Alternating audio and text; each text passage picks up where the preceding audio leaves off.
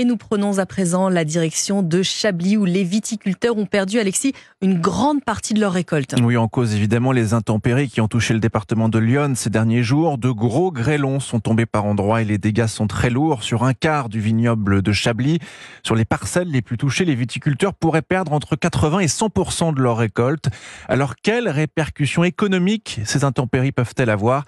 La réponse de Damien Leclerc, il est président de la coopérative La Chablisienne.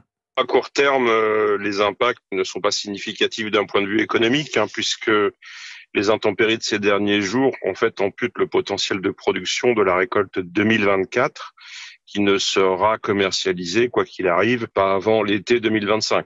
En revanche, les conséquences pourraient être perceptibles clairement à partir du deuxième semestre 2025 et du début d'année 2026. Nous évoluons quand même dans un environnement économique qui pour le moins est un petit peu incertain, voire maussade avec les conséquences de l'inflation.